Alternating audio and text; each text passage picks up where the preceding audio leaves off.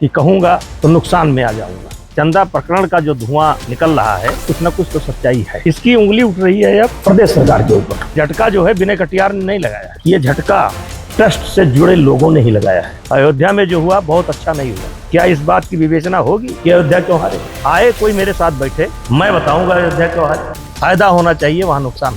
जब मोदी जी का कार्यक्रम था, नृपेंद्र मिश्रा जी व्यवस्था के लिए आए थे, तो मैं 18 ऐसे रास्ते जिन पर दीवार चुनवा दी गई थी। आखिर ये क्या हो रहा था अयोध्या में? ये अयोध्या को कैद करके क्यों रखा गया, और इसका खामियाजा पार्टी ने भोगा। नृपेंद्र मिश्रा जी को मैं बिल्कुल निर्दोष मानता हूँ। आप श्री राम जन्मभूमि आंदोलन में आपकी क्या भूमिका थी और क्या कहेंगे आप इस पूरे परिदृश्य को लेकर जो चल रहा है इस समय?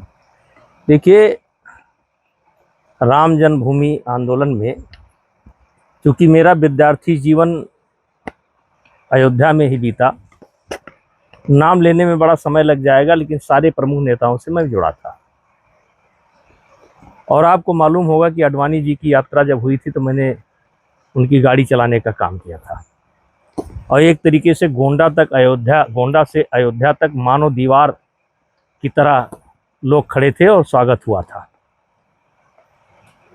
89 में मुलायम सिंह 89-90 में जब कार सेवकों पर गोली चली थी, तो उसके 2 महीना पहले मुझे अरेस्ट कर लिया गया था। फिर जब ढांचा गिराया गया तो 40 लोग जो इसमें मुलजिम बने, उसमें से मैं एक था। और सबसे पहली गिरफ्तारी मेरी हुई थी। अब जैसे आपने विनय कटियार का भी सवाल उठाया है, विनय कटियार उस समय राम जन्मभूमि आंदोलन के हीरो की तरह थे। बजरंग दल के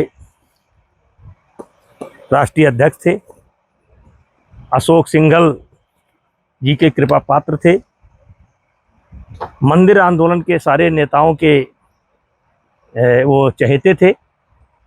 एक तो वो पिछड़ी जात से आते थे, इसलिए उनको विशेष महत्व दिया गया था। अब जैसे संतोष दुबे के बारे में आपने सवाल उठाया, वो बड़ा राम जन्मभूमि पर बड़ा प्रश्न करते हैं। कुछ प्रश्न उनका जायज भी है, लेकिन कुछ कभी कभी वो भाग जाते हैं, कोई बात नहीं है। लेकिन इसमें जितने लोग राम जन्मभूमि आंदोलन से जुड़े थे, वो इस मुद्दे को अगर उठाते हैं तो इसको सरकार को गंभीरता से लेना चाहिए। जैसे कहते हैं कि बिना धुआं के कोई आग नहीं निकलती है, तो ये राम जन्मभूमि चंदा प्रकरण का जो धुआं निकल रहा है,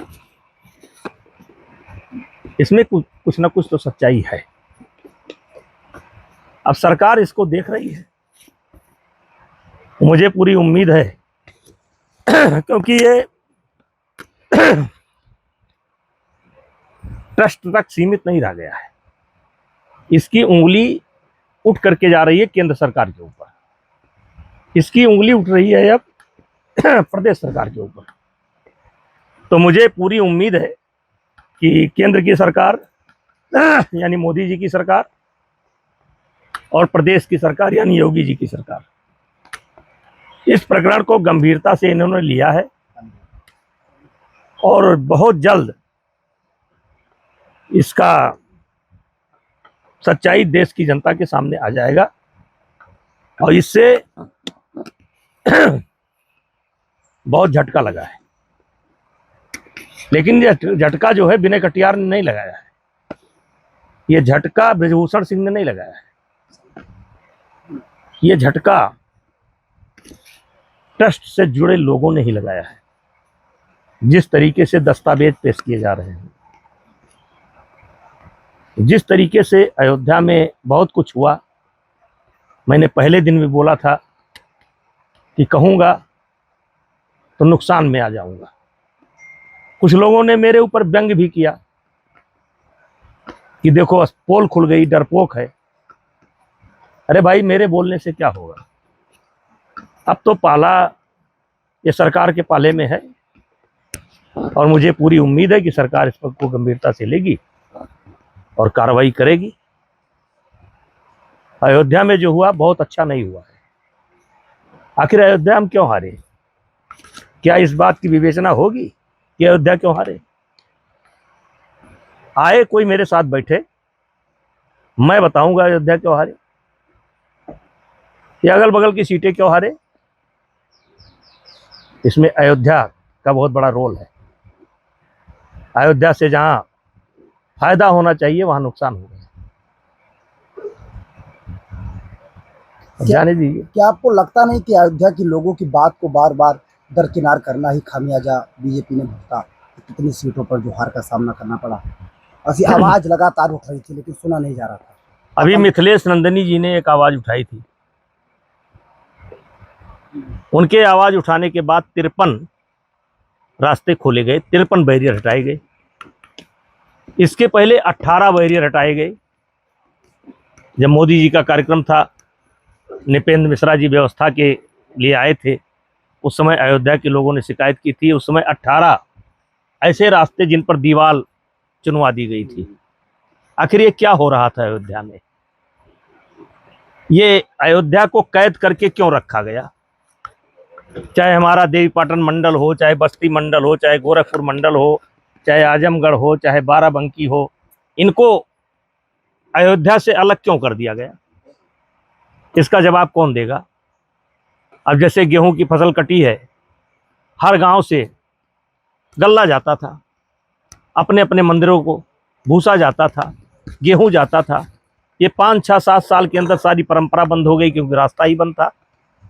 ये कौन किया?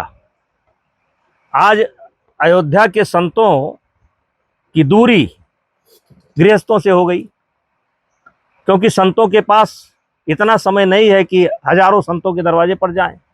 और गृहस्थ गेहूं लेकर जा नहीं सकता था, भूसा लेकर जा नहीं सकता था, घी लेकर जा नहीं सकता था, दही लेकर जा नहीं सकता था।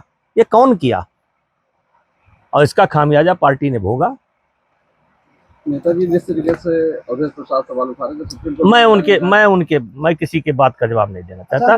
लेकिन नेताजी, आप जब आंदोलन से जुड़े रहे हैं, एक ट्रस्ट बनाई गई सुप्रीम कोर्ट निगरानी में, मंदिर का निर्माण हुआ। अब जितने भी ट्रस्ट के लोग हैं एक एक कर अपने हाथ खड़ा कर रहे हैं इस पूरे प्रकरण को लेकर के कि मैं जिम्मेदार नहीं हूँ, मैं बीमार हूँ, मेरी आंख दिक्कत है।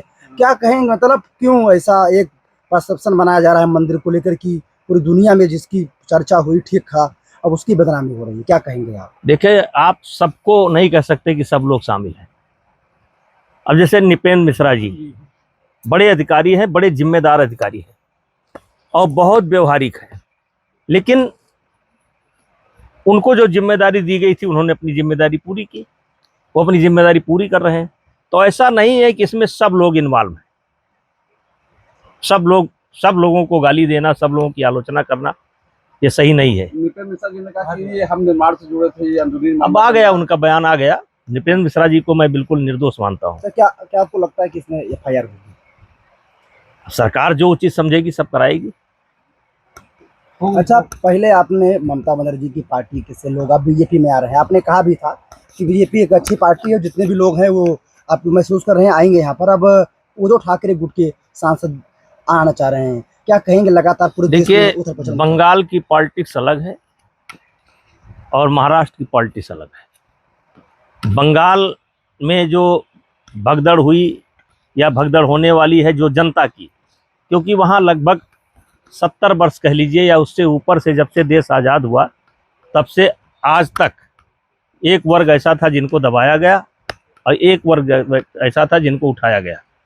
और महाराष्ट्र की अपनी लोकल पॉलिटिक्स है, क्योंकि उद्धव ठाकरे जी मुख्यमंत्री थे। मुख्यमंत्री होने के बावजूद मैंने सुना है कि मुख्यमंत्री कार्यालय नहीं जाते थे, अपने घर से ही व्यवस्था को चलाते थे, और यही कारण है कि उनकी पार्टी कमज़ोर पड़ी, उनकी पार्टी के लोग टूटे। अब उस पर मुझे बहुत जानकारी नहीं है। अगर आप ये वीडियो YouTube पर देख रहे हैं तो हमारे चैनल को सब्सक्राइब करें और बेल आइकन को दबाना ना भूलें। अगर आप Facebook पर ये वीडियो देख रहे हैं तो हमारे पेज को लाइक करें।